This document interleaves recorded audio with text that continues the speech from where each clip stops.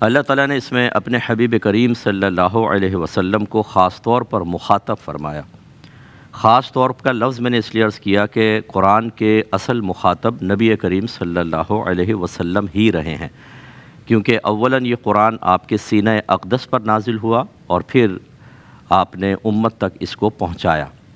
تو اس میں بعض اوقات خطاب جیسے بنی اسرائیل سے ہے، کبھی منافقین سے خطاب ہے، کبھی مشرکین سے ہے، لیکن اولاً تو نبی کریم کو خطاب فرمایا گیا، پھر آپ کے ذریعے ان تک۔ لیکن یہاں خاص نبی کریم صلی اللہ علیہ وسلم سے اللہ نے کلام فرمایا، یا ایھا النبی انا ارسلناک شاہدا ومبشرا ونذیرا، اے نبی بے شک ہم نے آپ کو گواہ، خوشخبری سنانے والا اور ڈرانے والا بنا کر بھیجا ہے، وداعیا الی اللہ، اور آپ کو مزید اس طرح بھیجا کہ آپ اللہ تبارک و تعالیٰ کی طرف دعوت دینے والے ہیں، بِإِذْنِہ، اللہ تبارک و تعالیٰ کے حکم سے، وَسِرَاجًا مُنِیرًا، اور ہم نے آپ کو بھیجا ایک روشن چراغ کی مثل۔ ویسے تو لفظی ترجمہ ہے ہم نے آپ کو روشن چراغ بنا کر بھیجا، لیکن مراد ہے اس کی مثل۔ وَبَشِّرِ الْمُؤْمِنِينَ، اور آپ بشارت دیجئے، خوشخبری سنائیے مومنین کو، بِأَنَّ، اس بات کی کہ لَهُم مِّنَ اللَّهِ فَضْلًا كَبِيرًا، کہ ان کے لیے اللہ تبارک و تعالیٰ کی طرف سے فضل کبیر ہے۔ اب اللہ تعالیٰ نے سب سے پہلے یا ایھا النبی ارشاد فرمایا۔ محمد نبی کریم صلی اللہ علیہ وسلم کا علم ہے، یعنی یہ آپ کا نام ہے اور خاص آپ کی ذات کے ساتھ، اور اس میں صفاتی معنی کا قصد و ارادہ کیا جائے تو حرج بھی نہیں ہے، جیسے محمد بار بار تعریف کیا گیا، لیکن علم میں صفاتی وصفی معنی کا اکثر لحاظ نہیں ہوتا، اور پھر آپ کے باقی جو نام ہیں وہ سب کسی نہ کسی صفت کے ساتھ مختص ہیں، جیسے نبی ہے، رسول ہے۔ تو یہاں پر اللہ تعالیٰ نے نبی فرمایا۔ نبی کا لغوی معنی ہوتا ہے غیب کی خبر دینے والا۔ یہ آپ ڈکشنری اٹھائیں گے تو اس میں عرب ڈکشنری اٹھا لیں، یا آج کل اگر کسی نے جدید ڈکشنری مرتب کی ہو، اس کا ترجمہ ہے غیب کی خبر دینے والا۔ تو اس سے ظاہر ہوتا ہے کہ انبیاء علیہم السلام اور خصوصاً ہمارے نبی کریم صلی اللہ علیہ وسلم اللہ تبارک و تعالیٰ کی طرف سے غیوبات لے کر آتے ہیں، جتنا اللہ ان کو دیتا ہے، اور پھر ان میں سے بھی جتنے کی اجازت دیتا ہے وہ اپنی امت تک پہنچاتے ہیں۔ اولاً اللہ تعالیٰ نے اس میں یہاں پر 3 آپ کے اوصاف ذکر فرمائے کہ بے شک ہم نے آپ کو بھیجا شاہد، مبشر اور نذیر۔ تو شاہد اسے کہتے ہیں کہ جو مشاہد موجود ہو۔ شاہد کا لفظی معنی ہوتا ہے گواہ، اور گواہ اسے کہتے ہیں جو کسی واقعے کے وقت موجود ہو، اور مشاہد اسے کہتے ہیں جو مشاہدہ کرنے والا ہو، دیکھ بھی رہا ہو، اسے حقیقتاً گواہ کہتے ہیں۔ جیسے ہم کہتے ہیں کہ آپ جب ایکسیڈنٹ ہوا تھا آپ وہاں گواہ تھے، آپ اس کی گواہی دیتے ہیں، کیا مطلب آپ وہاں موجود تھے اور آپ نے اپنی آنکھوں سے ہوتے دیکھا بھی ہے۔ تو اللہ تبارک و تعالیٰ نے اپنے حبیب کو گواہ بیان فرمایا۔ تو کس چیز کا گواہ؟ اس کے مختلف تفاسیر کی گئی ہیں کہ ایک تو آپ اللہ تبارک و تعالیٰ کی توحید، اللہ تعالیٰ کی قدرت، اس پر آپ گواہ تھے کہ آپ نے تمام چیزیں مشاہدہ فرمائیں۔ خصوصاً سفر معراج میں اللہ تبارک و تعالیٰ نے اپنے حبیب کریم صلی اللہ علیہ وسلم کو جمہور علماء کے مطابق اپنی زیارت کروائی 2 مرتبہ چشمان ظاہری سے، اور عجائبات قدرت دکھائے، جہنم کے معاملات دکھائے، جنت کے معاملات، 7 آسمان سرکار نے دیکھے۔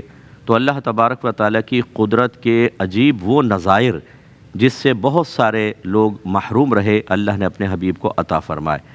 تو جب نبی کریم تشریف لے گئے اور آنکھوں سے دیکھا بھی، تو اس کا مطلب ہے ان تمام جو خصوصی قدرت الہیہ کے مظاہر ہیں ان پر سرکار خود گواہ ہوئے۔ دوسرا ہے امت کے حق میں سرکار گواہی دیں گے۔ جیسے سرکار صلی اللہ علیہ وسلم نے جب آخری خطبے میں جو آپ نے منی میں فرمایا، اپنی بات ختم کر چکے، تو صحابہ کرام سے فرمایا کہ کیا تم اس بات پر گواہ ہوتے ہو کہ میں نے اللہ کا پیغام تم تک پہنچا دیا؟ انہوں نے عرض کیا رسول اللہ ہم اس پر گواہی دیتے ہیں۔ تو سرکار نے ارشاد فرمایا کہ لیبلغ الشاہد الغائبہ، تو پھر چاہیے کہ جو موجود ہیں وہ غائب تک اس کو پہنچا دیں۔ تو اس کا مطلب ہے کہ نبی کریم اب بروز قیامت اس بات پر بھی گواہی دیں گے امت کے حق میں کہ اللہ تعالیٰ یہ وہ امت ہے جس کو میں نے تیرا پیغام پہنچا دیا تھا۔ اور تیسرا، امت کے اعمال پر آپ گواہ ہوں گے، نہ صرف اپنے امت کے بلکہ پچھلی امتوں اور نبیوں کے اعمال اور ان کی تبلیغ پر گواہ ہوں گے، کہ قرآن پاک کا مضمون موجود ہے کہ بروز قیامت اللہ تبارک و تعالیٰ جب پچھلی امتوں کو بلائے گا تو ان سے پوچھے گا کہ کیا تمہارے نبیوں نے تمہیں تبلیغ کی تھی؟ تو جو کافر ہوں گے، منافقین ہوں گے، جھوٹ بول دیں گے کہ نہیں، ہماری تو نبیوں نے نہیں کی۔ تو پھر اللہ تعالیٰ اس امت کو، آپ کو، مجھے بطور گواہ پیش کرے گا، حالانکہ ہم وہاں موجود نہیں ہیں، لیکن یہ گواہی ہے سننے والی۔ تو اللہ تعالیٰ امت سے فرمائے گا آپ تم گواہی دو، تو امت کہے گی ہم اس پہ گواہی دیتے ہیں کہ نبیوں نے اپنا پیغام پہنچایا۔ تو اللہ تعالیٰ حالانکہ جانتا ہے لیکن دریافت فرمائے گا کہ تم اس پر کیسے گواہ ہو؟ وہ کہیں گے ہمارے نبی نے بتایا تھا قرآن کے ذریعے، حدیثوں کے ذریعے کہ نبیوں نے اپنا پیغام پہنچایا۔ اور پھر نبی کریم صلی اللہ علیہ وسلم کو ان سب پر گواہ بنایا جائے گا، اور سرکار گواہی دیں گے کہ نبیوں نے اپنا پیغام اللہ کی بارگاہ میں پہنچا دیا ہے۔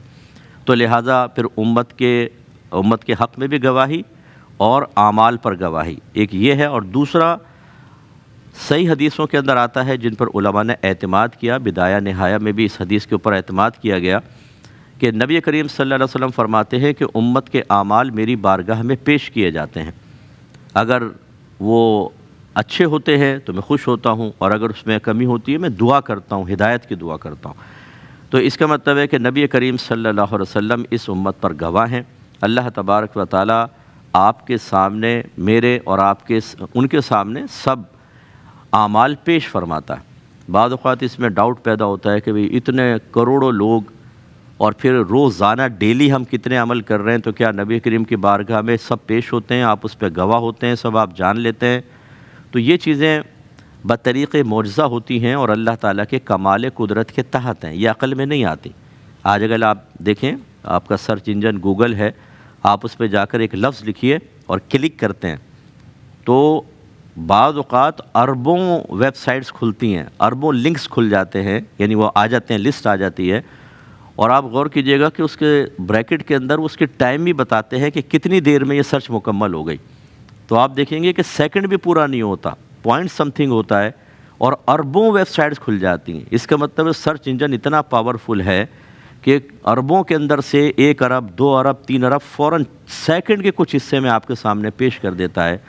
تو یہ جدید سائنسی ایجادات نے ہمارے مذہب کی تعلیم کو بڑی تقویت پہنچائی ہے۔ ضرورت اس بات کی ہے کہ ہم ان کو بھی جانیں اور اپنے مذہب کو اس کے ساتھ ملا کر اپنے مذہب کی تائید، توثیق اور اپنے قلب میں اس کی تقویت کو حاصل کریں۔